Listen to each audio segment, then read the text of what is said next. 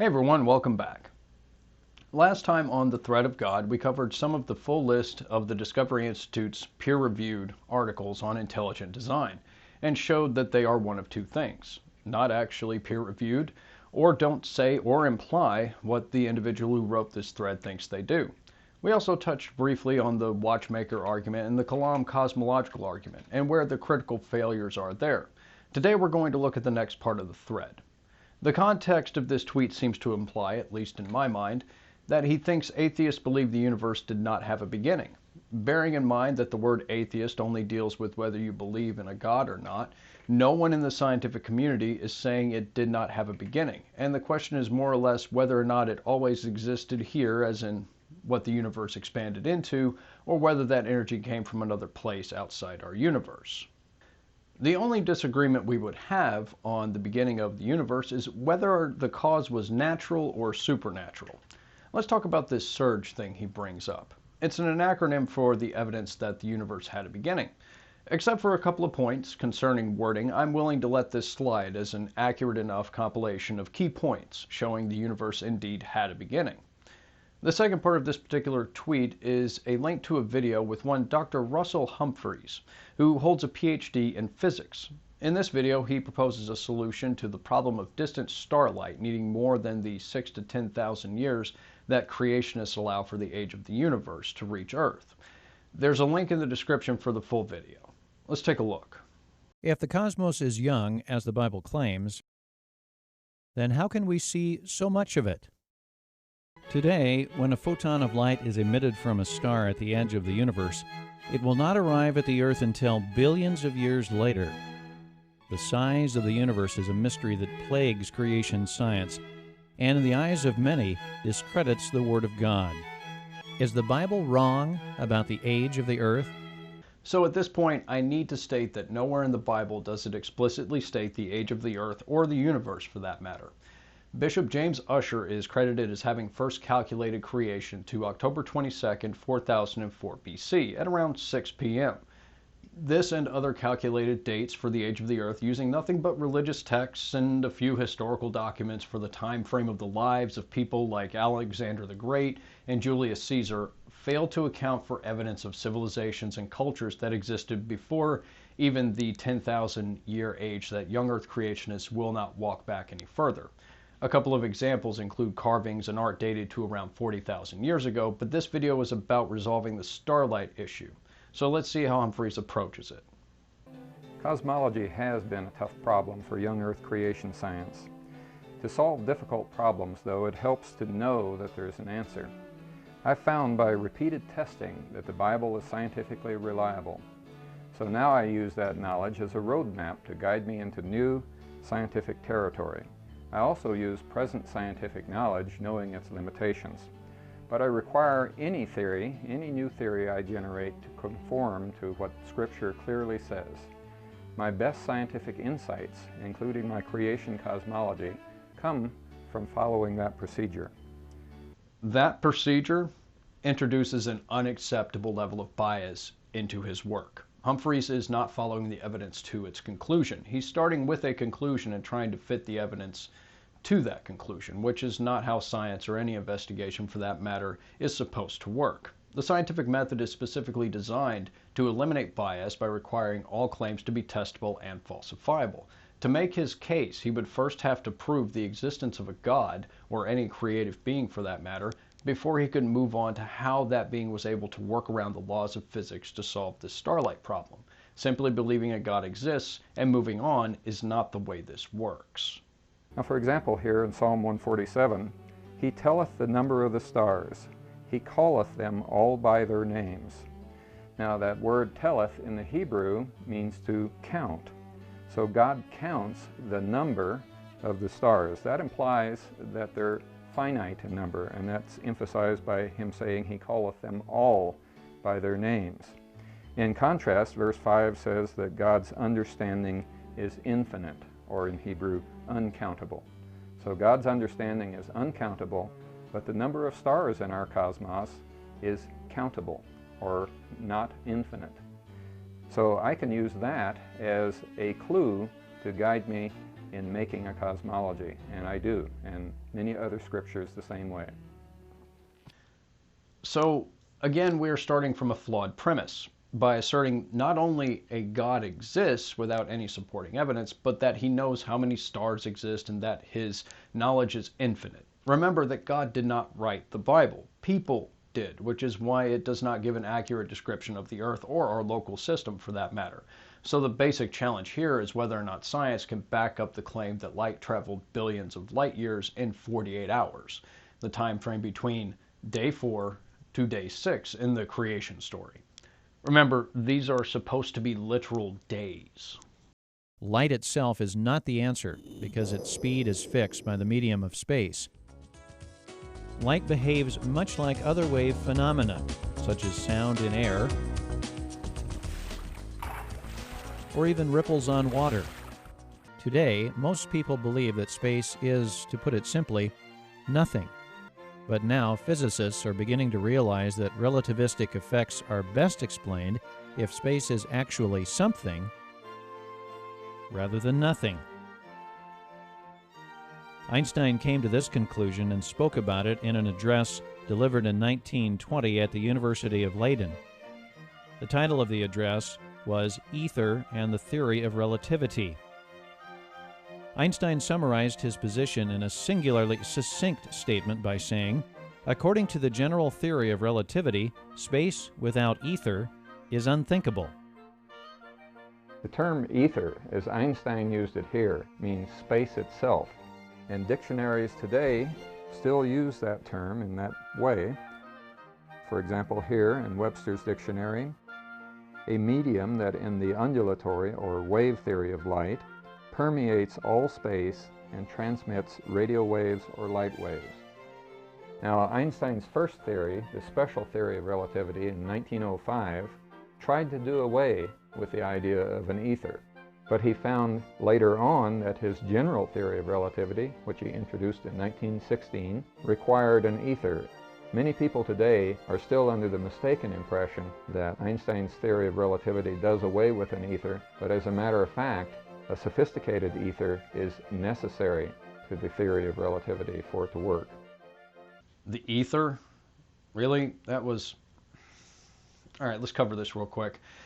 The Michelson-Morley experiment disproved a physical ether, akin to water or an atmosphere being present in space between the Earth and other celestial bodies. Not the planet itself, but the space between Earth and the Sun. Massive objects warp space-time itself. And there is no physical medium we are familiar with, like water or air, being affected, so it is difficult to articulate what is being warped and is most easily described as reality itself being bent in the presence of these massive bodies due to gravitational forces. Since space has no physical medium that we are really familiar with, it seems like Einstein used the ether to describe it, but it has not been something that is stuck in the scientific community as more than an old descriptor of the medium of space-time itself. I think I know where he's going with this. Since the speed of light is fixed by the medium of space, that leaves time as the only variable that can explain how distant light could have arrived at the Earth during creation week. Time is merely the universe in action, the rate at which physical processes transpire. Science has discovered that physical processes and time can slow down when space is stretched, warped, or bent, which is actually quite easy to do. All it takes is a little matter. We can, in fact, detect the effect right here on Earth, but it requires very precise time measurement. The atomic clock is the most accurate chronometer ever invented. Its total error is just 1 microsecond, or just a millionth of a second, per year. That's less than 1 part error out of 30 trillion. It would be like counting every blade of grass on 10,000 football fields and missing only one. It turns out that 2 atomic clocks, one at Greenwich, England at sea level, and the other at Boulder, Colorado at 5,000 feet above sea level, will run at different rates. Time running at different rates right here on Earth may sound like science fiction, but it is pure science fact. Time runs at different rates because the mass of the Earth distorts space and produces a gravity well. England, being lower in elevation, is further down in the well compared to Colorado. Thus, time at Greenwich runs slower. To us, there is absolutely no sensation of time running at different rates because all physical processes are affected in precisely the same manner. The only way to verify a difference in time is to compare the same process running at two different depths in a gravity well. That is precisely what has been done with the atomic clocks. After a year, these clocks will measure an actual time differential of 5 microseconds. Yep, that's what I thought. Time dilation. Time dilation is what happens when an object is in the vicinity of a large mass. The bigger it is, the more severe it is, or when an object is traveling at extreme velocities. Again, the faster it's moving, the more severe the effect. I'll spare you his explanation of gravity wells because it is frankly ridiculous, as he seems to think that it is something that is only easily understood with a two-dimensional animation when you can see a better example with balls of different sizes on a stretched out sheet, with the sheet itself representing space and the indentations the balls make, not showing just gravity wells, but also a good visual on the effect of warping space-time that those bodies create. All the pieces to the cosmological puzzle are now in place, except the most important one. The question is, does matter completely or only partially fill the cosmos? The distinction seems trivial, but the effect is crucial. A partially filled cosmos is young, but a completely filled cosmos is old. The difference is due to the effect that matter has on space and time, and the issue goes to the very heart of a common misconception about the Big Bang. Typically, the Big Bang is portrayed as matter emerging explosively from a quantum fluctuation and expanding into empty space. But according to Big Bang cosmologists, that is not the right picture. What they believe happened is that both matter and space emerged together from the cosmic egg and expanded simultaneously into hyperspace. This is why I give myself 2 weeks between uploads. The description of the Big Bang as a cosmic egg expanding into hyperspace is a new description of the theory I am familiar with. Last I checked, the current model shows that space-time emerged along with energy from a point or place we haven't been able to define yet, and the energy formed elementary particles, protons, neutrons, and electrons, and eventually formed the lightest atoms, hydrogen and helium mainly. The idea of a cosmos being partially or completely full of matter is irrelevant, as there is no indication that we have any more matter or energy coming in than we currently have. So since its emergence, the universe has been full of all the matter and energy it will ever have.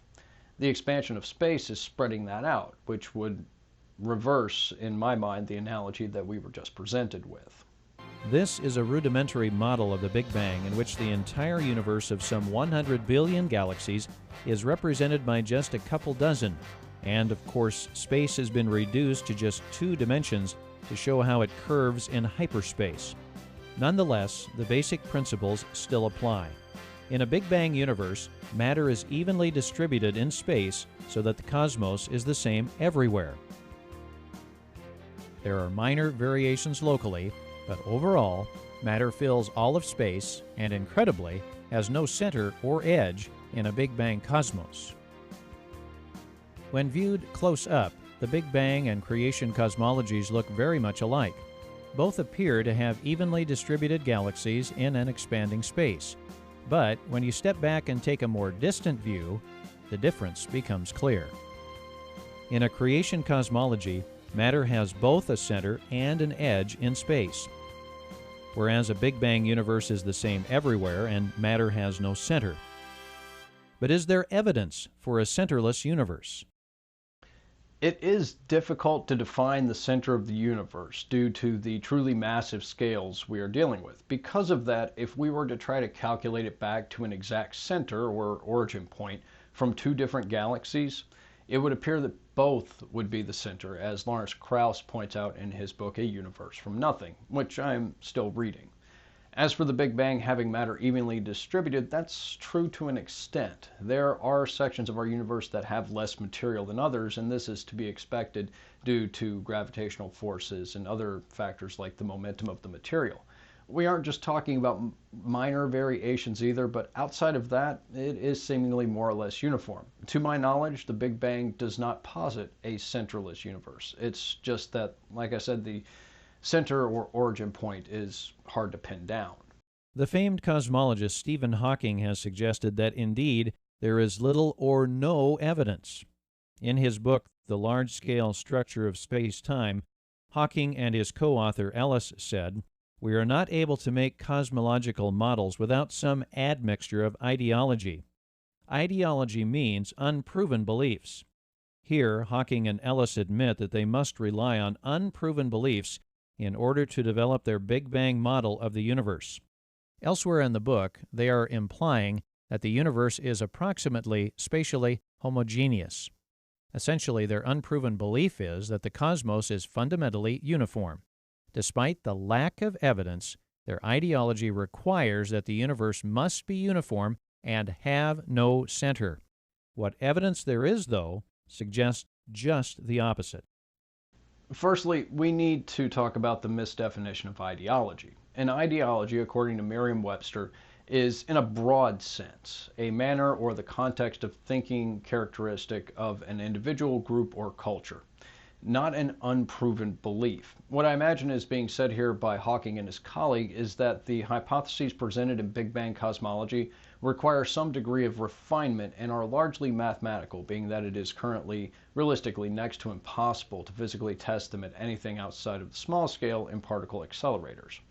That isn't to say they are unproven, as the narrator suggests, but that they are accurate to within the current model, but could easily change in the future as new and more accurate data comes in.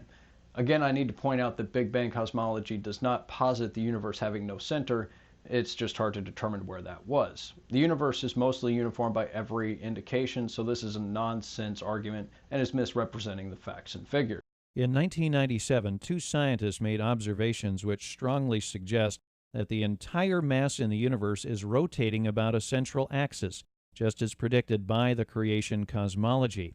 To date, secular scientists, who must make the observations fit within their Big Bang cosmos, have no satisfactory explanation. Scientists are under no obligation whatsoever to make anything fit the Big Bang model. Science is propelled by doubt, which is why it changes all the time as new information comes in. That new information is either consistent with predictions or it isn't, and if it is not, we try to find out why. If a theory needs to be updated, it is. We don't hide anything in science. Now, as for the article, it blew past the screen pretty quick, but I managed to make out what appears to be referenced here. It's indication of anisotropy and electromagnetic propagation over cosmological distances by Borge Nodland and John Ralston. The PDF appears to be freely available, and I'll put the link below for where I found it. I'll be honest here, my understanding of cosmology is pretty basic. This is some advanced stuff to me, to the point that I had to look up what anisotropy even means, which is something that, quite frankly, doesn't happen very often to me anymore. So I could very well be mistaken in my understanding of this paper. So anisotropy, if you were unaware of the meaning like I was, is a property that is directionally dependent, like, for example, wood being easier to split along the grain instead of across it, as opposed to isotropy, which is a uniformity in all directions. Much of this paper and all of the math is uncomfortably outside my wheelhouse, but from what I can gather, and if anyone knows a cosmologist I can consult on this or future matters, please let me know. The paper is specifically addressing electromagnetic radiation anomalies that indicate a new cosmological effect pertaining to that specifically, and makes no mention of a central axis around which the universe spins. But even if it did, as I pointed out earlier, Big Bang theory already understands that there is a center point, so it really doesn't make a difference to the theory right now, and is a new cosmological effect by all indication. When matter has a center in space, it distorts space. Inside the depression, physical processes and time slow down. Today, the distortion is minor compared with the size of the universe, and the passage of time varies by just a few percent across the width of the depression. But the cosmos is expanding, and in the past the universe was smaller. The redshift of light from distant sources is a direct evidence of the expansion. Light sources emit small wavelets of light called photons. Light is literally stretched out as it passes through space, which is also being stretched out as the cosmos expands. The farther light travels in space, the longer and redder it becomes. Besides the evidence from observation, Einstein's equations of relativity also predict the expansion of space. But beyond the scientific evidence for the expansion of the universe, there are 17 verses in the Bible, such as this. All right, I'm going to stop you right there.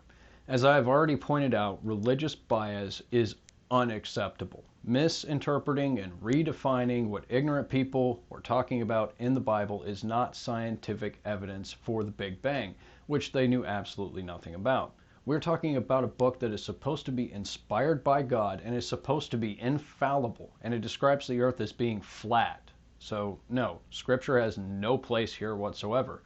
But I will probably be seeing these verses later on in the series when we get to a section of the tweet thread that claims scientific knowledge in the Bible.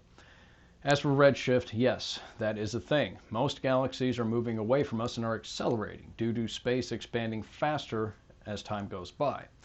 I say most because Andromeda in particular is on a collision course with us and will be here in several billion years, so not really an immediate concern. Keep Andromeda in mind. That will come up again in a minute. In the beginning, when the universe was smaller than it is today, all the matter in the cosmos was closer together. That caused an enormous depression in the fabric of space. On the Earth, near the center of the universe and deep within the depression, time slowed down.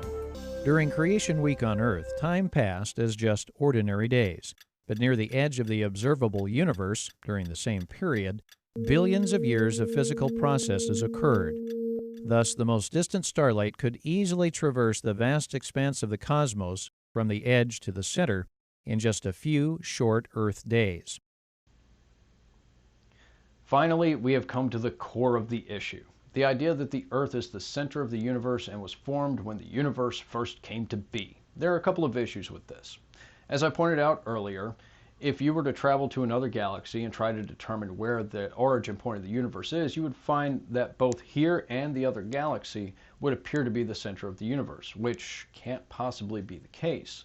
If the Earth is supposed to be the center of the universe and the universe is expanding, then why is Andromeda on a collision course with our galaxy? A gravity well powerful enough to dilate time that much to allow the distant starlight to reach Earth in 2 days from billions of light years away would be so massive that it would kill anything on the planet and rip the planet itself apart. We're talking about being at the event horizon or in a black hole, at which point Adam, Eve, and the whole planet would be spaghettified as they were pulled in. The differential rate of time in my proposed creation cosmology is scientifically sound. Both experiments and Einstein's theory of relativity confirm that in a cosmos only partially filled with matter, the rates of physical processes would be slower at the center of the matter than at the edge. But rather than put your faith in any human theory, you should use this one as an example that God can indeed work out what may seem impossible to us. Even if my particular theory should eventually turn out to be wrong, I know that there is a correct creation model of the cosmos, because observation and Scripture both confirm that God created the universe very recently. Is Big Bang science wrong about the age of the Earth? The conditions needed for Humphries' model to work are not realistic or survivable in any way. Yes, in high-density areas, space-time is warped, but the Earth wasn't around then and is not the center of the universe. To think so is extremely arrogant. The model he presents is wrong by every indication. This is further illustrated by the narrator comment at the end, asking if Big Bang cosmology is wrong about the age of the Earth. Big Bang theory does not address the age of the Earth. That falls into geology's purview, not cosmology. That's all for now. Join me next time as we look at a clip that plays a numbers game with the odds of proteins forming by natural processes.